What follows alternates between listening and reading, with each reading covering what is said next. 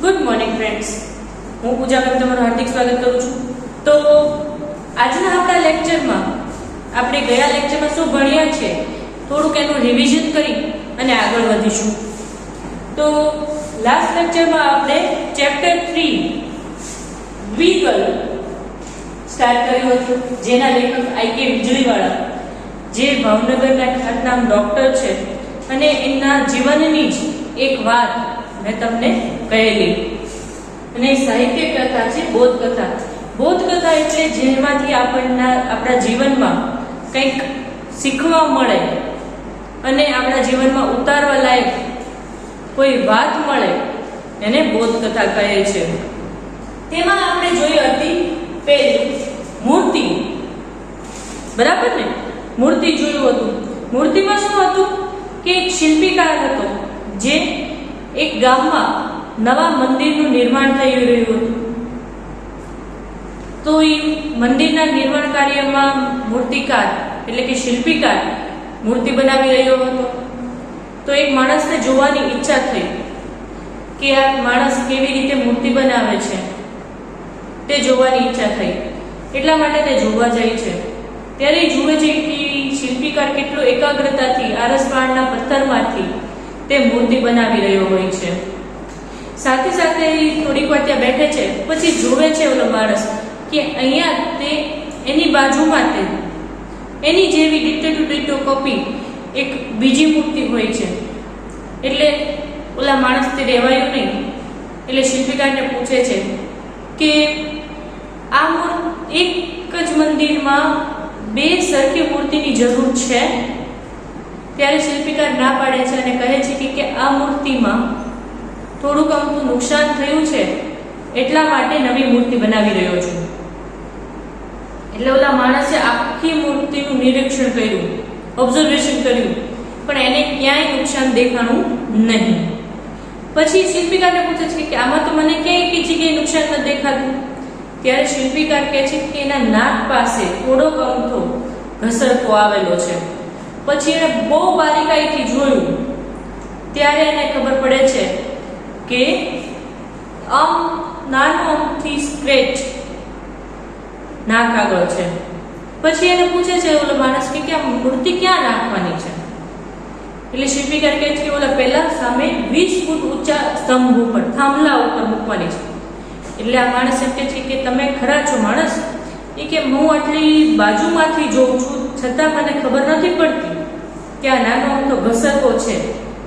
તો તમે એક આટલા ઊંચા સ્તંભ ઉપર કોને બતાવવાનું છે કે એટલો નાનો ઘસરકો?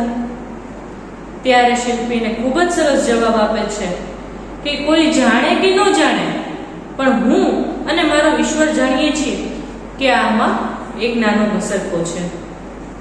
આ વાત સાંભળી જે ઓલો માણસ જોવા આવ્યો હતો એ નિશબ્દ, એટલે કે એની પાસે કોઈ શબ્દ નથી બચતા, અને એ શાંતિથી પાછો શિલ્પીકાર જે કાર્ય કરતો હતો તેને જોવા લાગે છે. એટલે મેં તમને એ પણ કીધેલું કે આપણે કોઈ પણ કાર્ય કરીએ છીએ પોતાના માતા પિતાથી છુપાઈને, દરેક વ્યક્તિથી છુપાઈને, પણ આ વસ્તુ ઈશ્વર જાણે છે, બરાબર ને? કે આપણે કોઈ પણ WRTમાં કે એસેમાં બધી જગ્યાએ આપણે કોપી કરીને લખીએ. ચાલો અત્યારના કોઈને ન ખબર પડે, મમ્મી પપ્પાને એમ થાય કે વાહ કેટલા સરસ માર્ક્સ આવે છે, કઈને કઈ ખબર જ નહીં પડે. પણ એવું થતું નથી.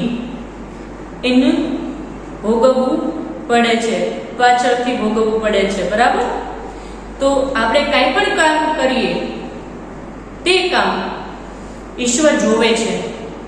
એ સિદ્ધાંત સાથે આપણે ચાલવું જોઈએ અને કોઈ પણ ખોટું કાર્ય કરવું જોઈએ નહીં. આ બોધ આપણને આ વાર્તામાંથી મળે છે કે આપણે ક્યારેય ખોટું કાર્ય કરવું જોઈએ નહીં, કોઈથી છુપાવવું જોઈએ નહીં.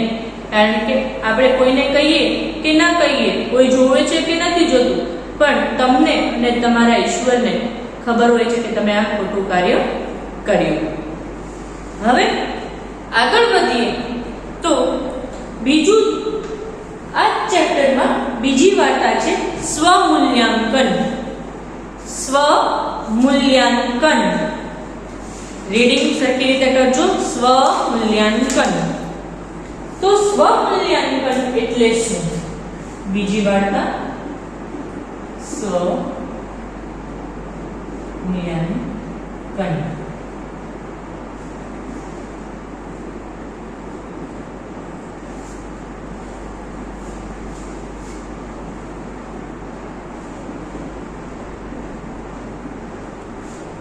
સ્વમૂલ્યાંકન પોતાનું મૂલ્ય આંકવું.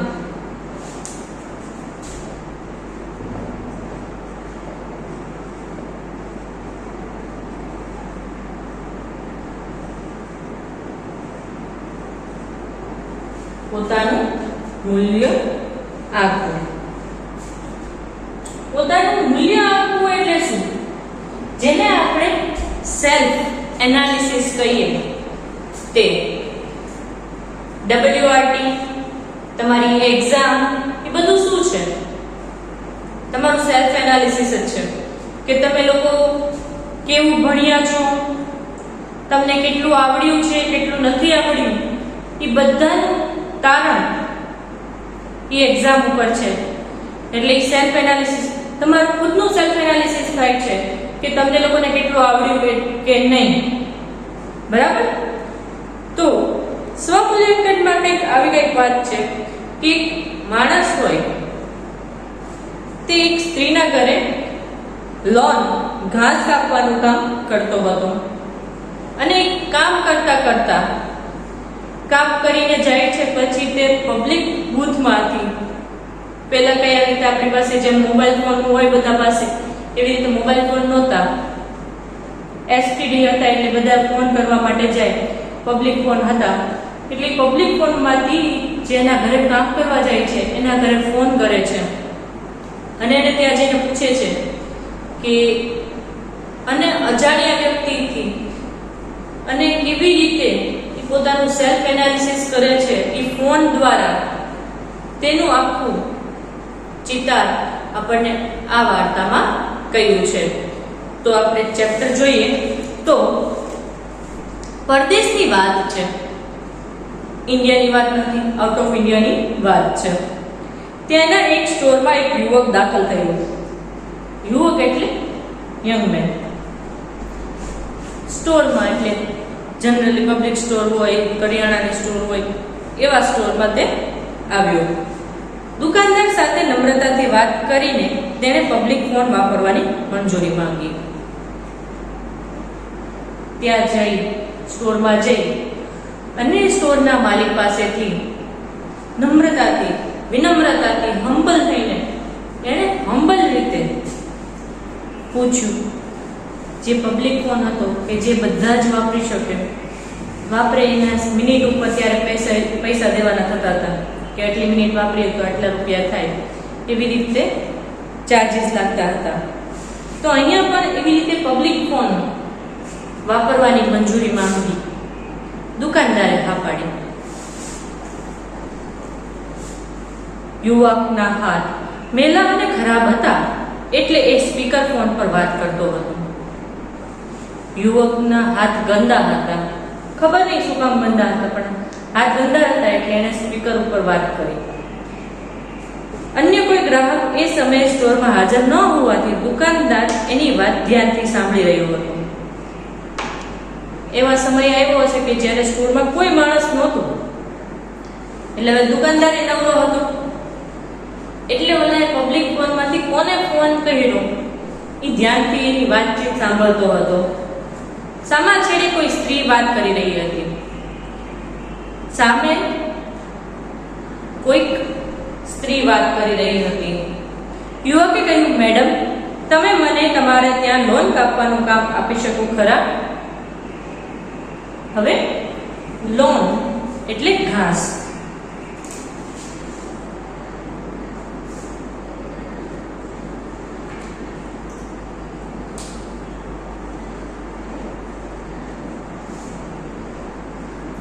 લોન એટલે ઘાસ. તો અહીંયા એમ કીધું કે હવે આ ફોન ઉપાડી સામેથી સ્ત્રીનો અવાજ હતો. હવે એ સ્ત્રીને એમ કહે છે કે મેડમ, કોઈને પણ આપણે કોઈની સાથે વાતચીત કરી અજાણીએ તો કેમ છો, તમે કેમ છો, આપણે આદર સત્કારથી વાત કરીએ છીએ. તો અહીંયા પણ આ યુવકે પેલી સ્ત્રી સાથે રિસ્પેક્ટથી વાત શરૂ કરી કે અને આપણે કોઈની પાસે જોબ માંગતા હોઈએ ત્યારે એને આપણે બહુ નમ્રતાથી વાત કરવી પડે, તો આણે પણ પોતાની જોબ માટેની વાત શરૂ કરી કે મેડમ મને તમારે ત્યાં ઘાસ કાપવાનું કામ મળી શકશે? સામે છેડેથી સ્ત્રીનો અવાજ આવ્યો, નહીં ભાઈ, લોન કાપવા માટે મેં માણસ રાખી લીધેલો છે. હવે જુઓ, ઓલી સ્ત્રીએ ના પાડી કે હવે મારે તો જરૂર નથી, પહેલા જરૂર હતી પણ હવે મેં માણસ રાખી લીધો છે. યુવક બોલ્યો, મેડમ અત્યારે તમારે ત્યાં રાખેલ માણસને જે પગાર આપતા હો એના કરતા અડધા પગારથી હું લોન કાપી આપીશ. જરૂરિયાતવાળા હોય તો એમ થાય કે બે પૈસા જે મળે એટલે એમ કે છે કે હાફ સેલેરી ઉપર એમ કે છે તમે જે ઓલા માણસ તમારે ત્યાં જે જોબ કરે છે, જે ઘાસ કાપવાનું કામ કરે છે, એનાથી હું અડધા પૈસા લઈશ. કેટલા? અડધા પૈસા લઈશ. મને તમારે ત્યાં નોકરીએ રાખવી. સામે છેડેથી સ્ત્રીએ કહ્યું, ના ભાઈ, હાલ લોન કાપવાનું કામ જે માણસ કરે છે તેનાથી મને કોઈ ફરિયાદ નથી. હવે ઓલી સ્ત્રી પણ કે સામેના છેડાથી કોઈ વ્યક્તિ વાત કરે છે, એને બહુ આજે કીધું કે અડધા પૈસામાં હું તમને તમારે ત્યાં જોબ કરવા માટે તૈયાર છું, ઘાસ કાપી દેવા માટે તૈયાર છું.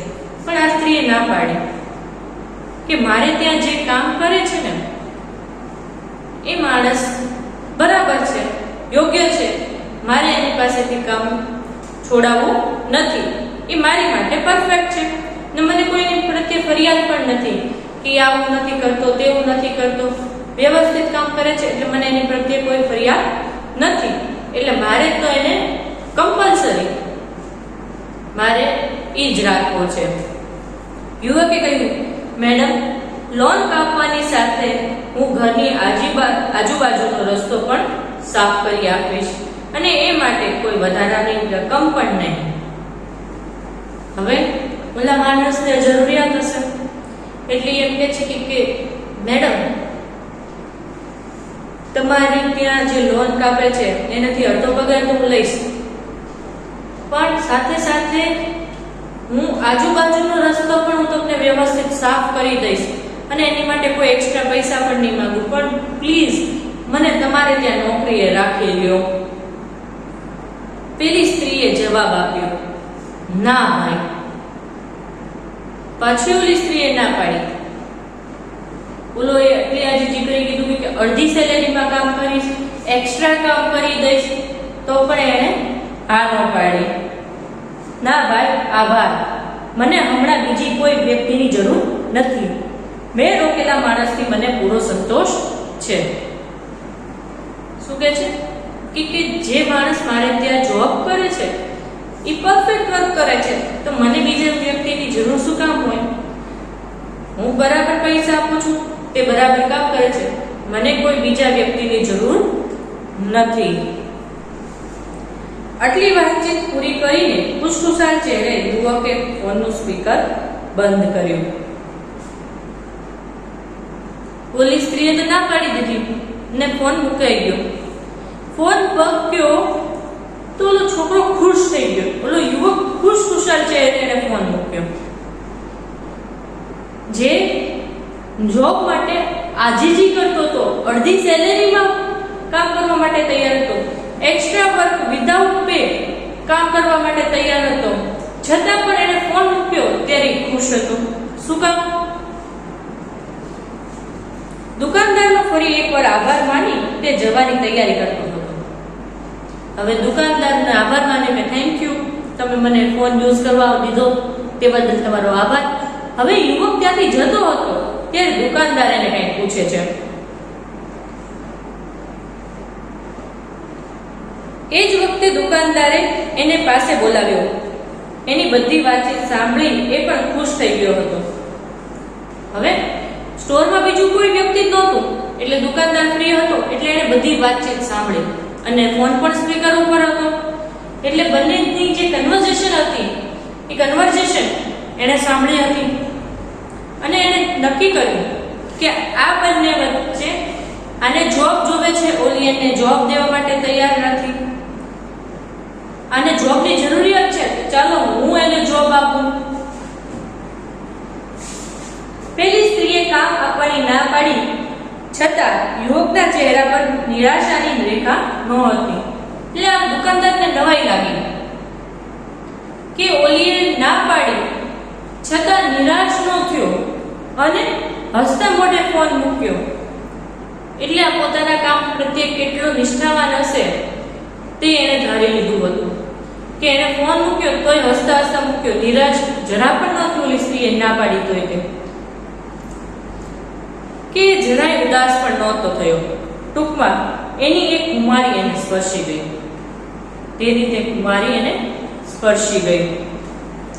યુવક પાસે આવ્યો. દુકાનદારે કહ્યું, યુવક, પેલી સ્ત્રીએ કામ આપવાની ના પાડી તો પણ તું ખુશ રહી શક્યો. હવે એની આ બહાદુરી, એની હિંમત કે એટલો ખુશ થઈ ગયો. આ જોઈ જ્યારે યુવક દુકાનદાર પાસે આવે છે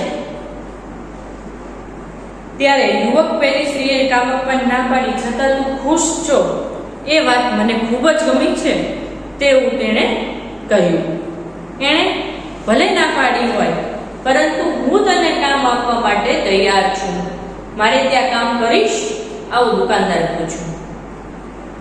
કે ભલે તું સ્ત્રી આગળ આજીજી કરતો હતો કે મને કામ આપી દો, મને કામ આપી દો, બરાબર, છતાં પણ તે હા ન પાડી કે નહીં, તમે કે હું ખુશ છું, મારે જે કામ આવ્યું છે એ સ્ત્રીએ ના પાડી દીધી કે મારે કાંઈ જોબ દેવાની જરૂર નથી, છતાં પણ તે હસ્તે મોઢે મૂકી દીધો.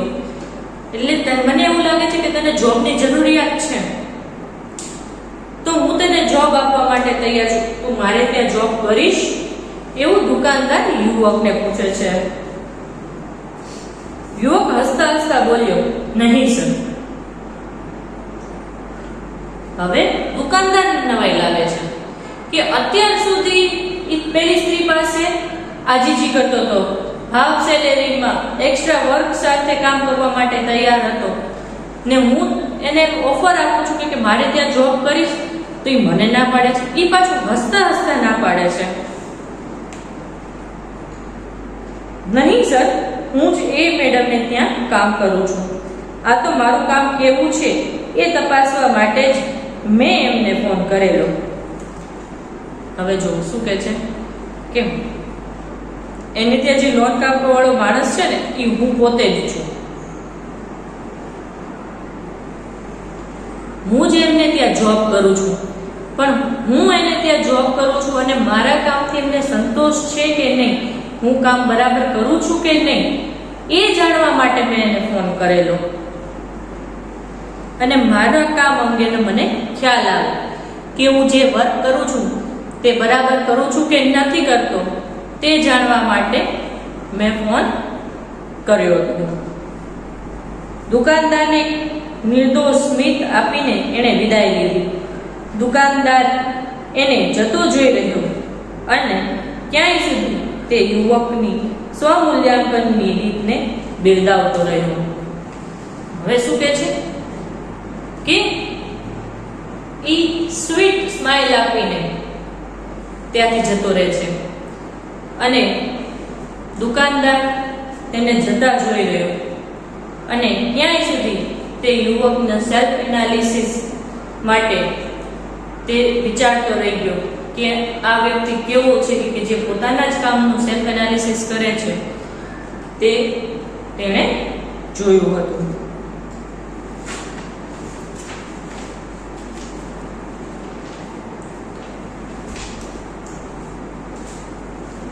કુમારી એટલે સ્વાભિમાન.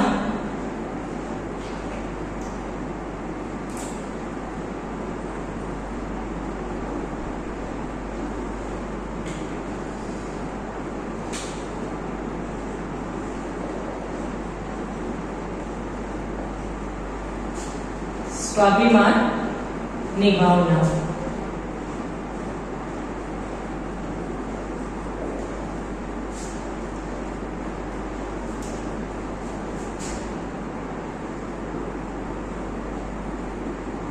રૂઢિપ્રયોગ વાત સ્પર્શી જવી એટલે કે વાત ગમી જવી, વાતની અસર થવી.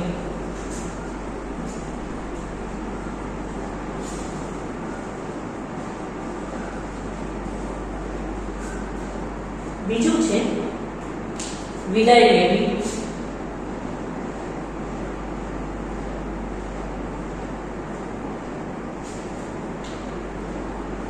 તો જવા માટે છૂટા પડવું.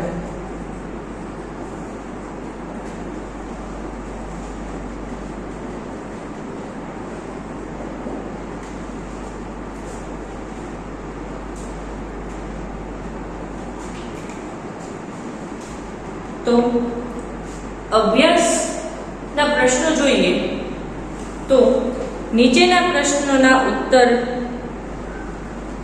માટે આપેલા વિકલ્પોમાંનો સાચો ઉત્તર શોધી તેના ક્રમ અક્ષર પ્રશ્નની સામે લખો.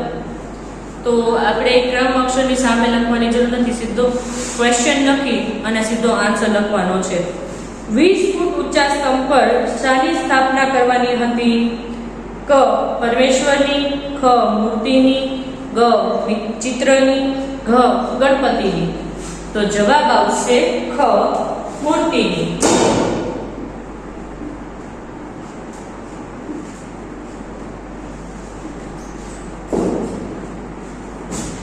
દુકાનદાર પાસે યુવકે કયા ફોન માટે મંજૂરી માંગી? પબ્લિક ફોન, ખ મોબાઈલ ફોન, ગ સેલ્યુલર ફોન, ઘ ગ્રામફોન. તો જવાબ આવશે ક પબ્લિક ફોન.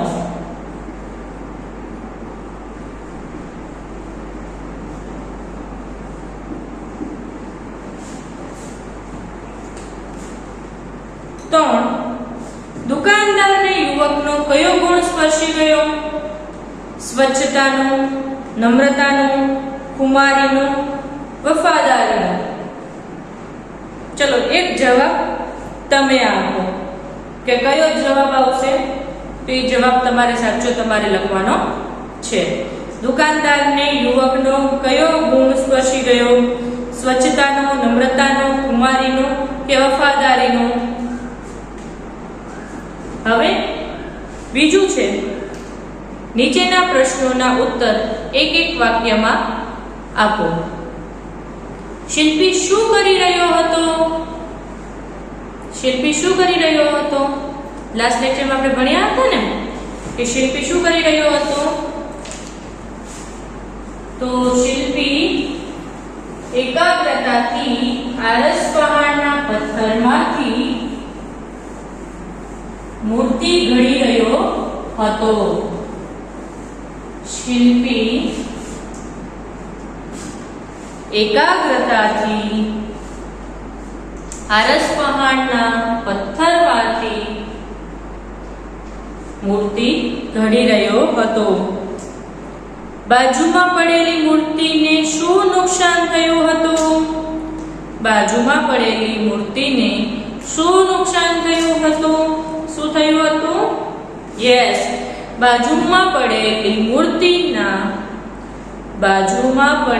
મૂર્તિના નાક પાસે એક નાનો ઘસરકો થયો હતો. થર્ડ યુવકે દુકાનદારને શાની ના પાડી? યુવકે દુકાનદારને શાની ના પાડી?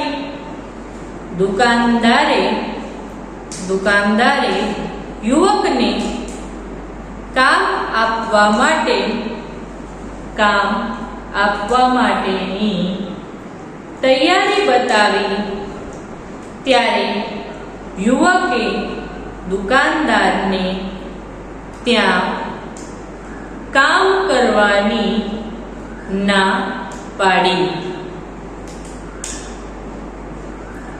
પછી છે નીચેના પ્રશ્નોના ઉત્તર લખો. શિલ્પી શું વિચારી બીજી મૂર્તિ બનાવી રહ્યો હતો? શિલ્પી શું વિચારી બીજી મૂર્તિ બનાવી રહ્યો હતો. પ્રથમ મૂર્તિ બનાવતા મૂર્તિના નાક પાસે સહેજ ઘસરકો પડ્યો હતો. આ નુકસાન સાધારણ હતું, પણ એ નુકસાન અંગે પોતાના ભગવાન અને પોતે જાણે છે એ વિચારી શિલ્પી બીજી મૂર્તિ ઘડી રહ્યો હતો. દુકાનદારને નવાઈ કેમ લાગી? લોંગ ક્વેશ્ચન આન્સર છે. તેમાં આપણે શું કરવાનું છે? કર્તા કૃતિ અને સાહિત્ય પ્રકાર લખવાના છે. તો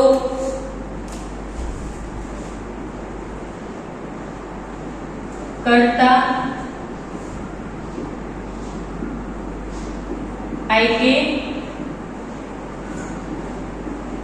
વીજળીવાળા, કૃતિ દ્વિદલ, સાહિત્ય પ્રકાર બોધકથાઓ,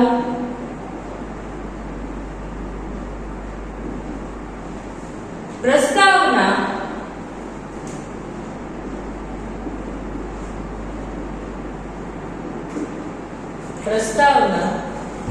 પ્રસ્તાવનામાં આપણે જોઈએ તો પ્રસ્તુત ગદ્યમાં લેખકશ્રીએ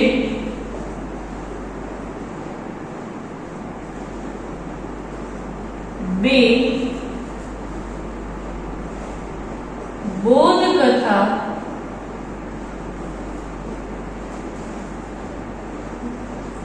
આપેલી છે.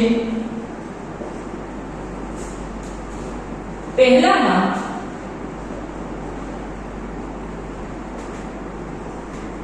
ઈશ્વર બધું જાણે છે,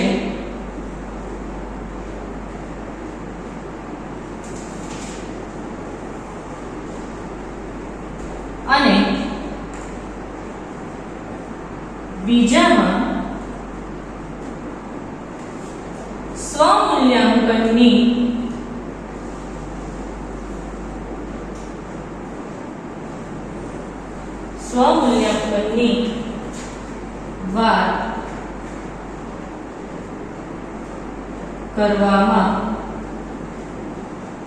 વાત કરવામાં આવી છે. બે બોધકથાઓ આપેલ છે. પહેલા ઈશ્વર બધું જાણે છે અને બીજામાં સ્વમૂલ્યાંકનની વાત કરવામાં આવી છે. તો બંનેનું આવી ગયું બરાબર. કે પહેલામાં શું આપ્યું છે કે ઈશ્વર બધું જાણે છે મૂર્તિમાં, અને બીજામાં સ્વમૂલ્યાંકનની વાત કરવામાં આવી છે. તો આ પ્રસ્તાવના થઈ ગઈ. આન્સર: યુવકે ફોન ઉપર સ્ત્રી પાસે કામની માંગણી કરી, ત્યારે સ્ત્રીએ પોતાના કામ કરવાવાળી વ્યક્તિ છે એમ કહી યુવકને ના પાડી હતી. સ્ત્રીએ કામ આપવાની ના પાડી છતાં યુવકના ચહેરા ઉપર નિરાશાની એક પણ રેખા દેખાતી ન હતી કે જરાય ઉદાસ પણ ન હતો. જ્યારે યુવકને નોકરીની ઓફર કરી ત્યારે યુવકે ના પાડી. આ કારણે દુકાનદારની નવાઈ લાગી. તો એનો ઉપસંહાર આપણે જોઈએ તો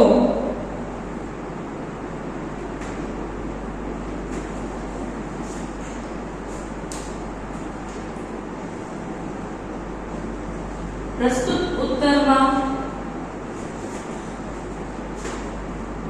દુકાનદારે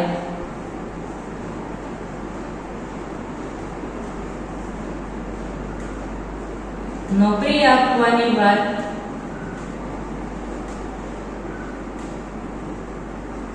કરી ત્યારે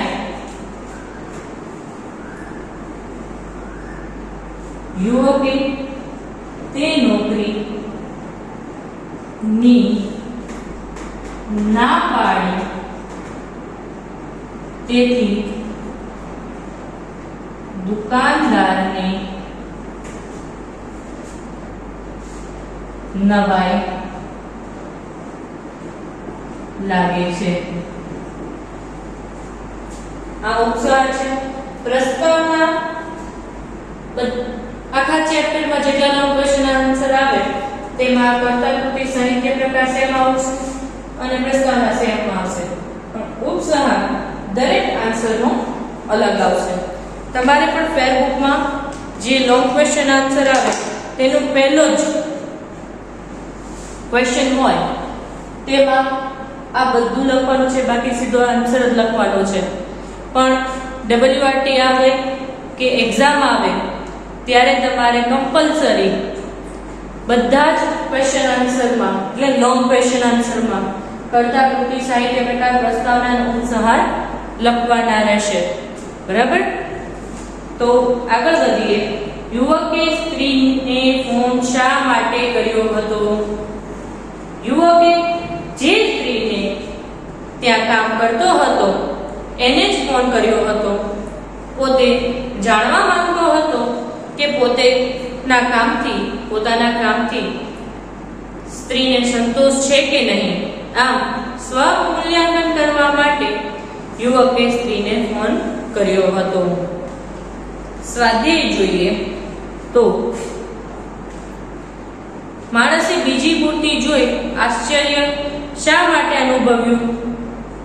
માણસે જોયું કે શિલ્પી જે મૂર્તિ ઘડતો હતો એની બાજુમાં એના જેવી બીજી મૂર્તિ પડેલી હતી. આમ એક જ મંદિરમાં માટે ભગવાનની એક સરખી બે મૂર્તિ તૈયાર થઈ હતી. આ જોઈ માણસને આશ્ચર્ય અનુભવાયું. બીજું, શિલ્પીએ પહેલી મૂર્તિ પડતી કેમ મૂકી?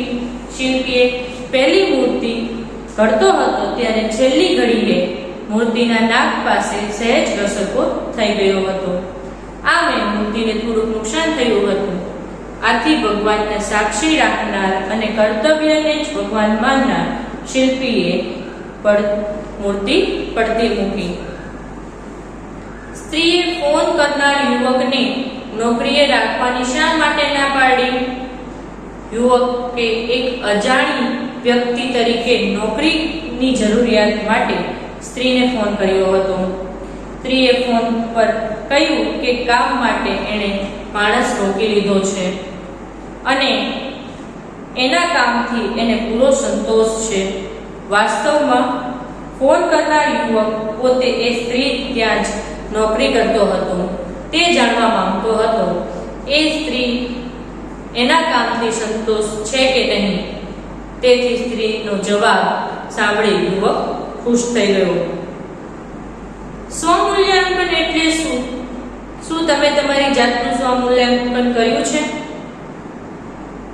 વ્યક્તિ પોતે તટસ્થ રીતે પોતાની કામની ઉલવણી કરે તેને સ્વમૂલ્યાંકન કહેવાય છે. એટલે પોતે જે કામ કરે તેની એક્ઝામ પોતે લે એને સ્વમૂલ્યાંકન કહેવાય છે. વાર્તામાં આવતા નેક્સ્ટ ક્વેશ્ચન. વાર્તામાં આવતા અંગ્રેજી શબ્દોની યાદી તૈયાર કરી તેમના ગુજરાતી અર્થ લખો. ફૂટ 12 ઇંચની લંબાઈનું માપ. સ્ટોર સામાન વેચવાની દુકાન. પબ્લિક સાર્વજનિક. સ્પીકરફોન એક પ્રકારનો ટેલિફોન. મેડમ સન્નારી શ્રીમતી. લોન લીલું ઘાસ. સર સાહેબ. નીચેના ઉદાહરણ પ્રમાણે વિરોધાર્થી શબ્દ લખો. પોતાનું પારકું.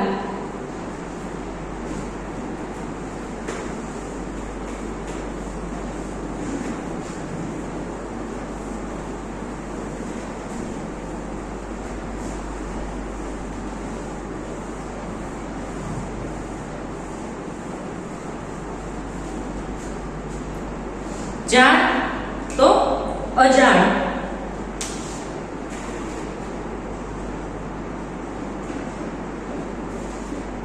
સવાલ તો જવાબ. ત્રીજું છે નીરસ તો સરસ. ચોથું છે નુકસાન તો ફાયદો.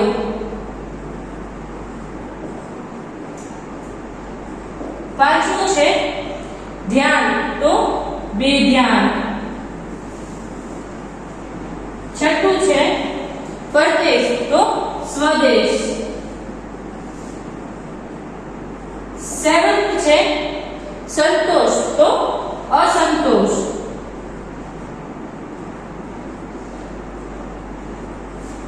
આઠમું છે હાજર તો ગેરહાજર. હાજર તો ગેરહાજર. બરાબર. તો આ તો તમારો સ્વાધ્યાય અને અભ્યાસ. આઈટી વીજળીવાળાની ઘણી બધી બુક્સ પણ છે જે આપણે વાત કરી, મોતીચારો, પ્રેમનો પગરવ, એવી બધી બુકો તમારે વાંચવા જેવી છે, જેમાં આપણને ઘણી બધી વાંચવા અને સમજવા આપણને મળે છે. બોધ કથાઓ છે. આપણે જે આ બે બોધ કથા હતી મૂર્તિ અને સ્વમૂલ્યન, એ પ્રેમના પગરવમાંથી જ લીધેલી હતી. તો આવી બધી બુકો વાંચવાથી આપણું જનરલ નોલેજ પણ વધે. સાથે સાથે આપણે ઉત્તર વાંચીએ તો આપણું ગુજરાતીનું, હું એમ નથી કહેતી ગુજરાતી વાંચો, પણ કોઈ પણ સબ્જેક્ટનું તમે વાંચો, ઇંગ્લિશ વાંચો, ગુજરાતી વાંચો, હિન્દી વાંચો, તો તમારું એ ભાષા પ્રત્યેનું શબ્દ ભંડોળ વધે. અને જેટલું તમારું શબ્દનું ભાષા ભંડોળ વધશે એટલી તમને તે લેંગ્વેજ ઇઝી અને સરસ લાગશે. એટલે સાથે સાથે તમારે હોમવર્ક થઈ ગયું એટલે પૂરું થઈ ગયું તેવું ન માનતા આપણે લેક્ચર અટેન્ડ કરવાના, હોમવર્ક કરવાનું, WRT આપવાની, સાથે સાથે આપણે વાંચન પણ જરૂરી છે. તમારે દરરોજ કમ્પલસરી હાફ એન આવર તમારે રીડિંગ કરવું જરૂરી છે. એટલે કમ્પલસરી તમારે હાફ એન આવર કોઈ પણ સબ્જેક્ટનું, હિન્દી, ગુજરાતી, આઈધર ઇંગ્લિશ, કોઈ પણ સબ્જેક્ટનું તમારે કમ્પલસરી રીડિંગ કરવાનું છે. તો હોમવર્ક જોઈએ તો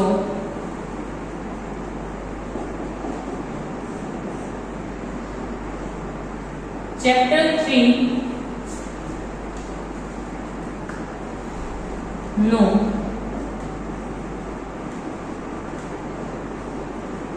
અભ્યાસ અને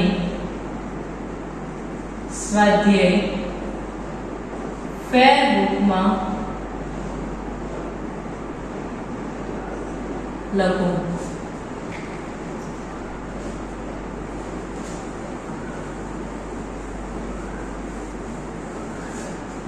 ચેપ્ટર 3 નો અભ્યાસ અને સ્વાધ્યાય જે આપણે પૂર્ણ કરેલો છે, ઓરલી મેં તમને લોકોને કહી દીધેલો છે, એ તમારે મટીરીયલમાં આપેલું છે તે લખવાનું છે. અને સાથે સાથે મેં તમને કર્તા કૃતિ, સાહિત્ય પ્રકાર, પ્રસ્તાવના લખવાનું કીધેલું છે અને મેં તમને એક લખીને પણ બતાવી છે, એ તમારે લખવાનું છે. તો આપણે આટલા સરસ બોધ લઈએ પદ આપણે પણ આપણા જીવનમાં હંમેશા સ્વમૂલ્યાંકન કરતા રહેવું જોઈએ અને આપણને કેટલું આવડ્યું છે તે આપણે જાણતા રહેવું જોઈએ. અને એનો પણ ખ્યાલ રાખવો જોઈએ કે કોઈ નહીં તો કોઈ નહીં, પણ હું અને મારો ઈશ્વર બધું જાણીએ છીએ, એટલે આપણે ક્યારેય ખોટું કાર્ય કરવું જોઈએ નહીં. આવા સરસ બોધ સાથે આજનો લેક્ચર આપણે અહીં સમાપ્ત કરીએ છીએ. મળીએ આપણે નેક્સ્ટ લેક્ચરમાં. ત્યાં સુધી આવજો.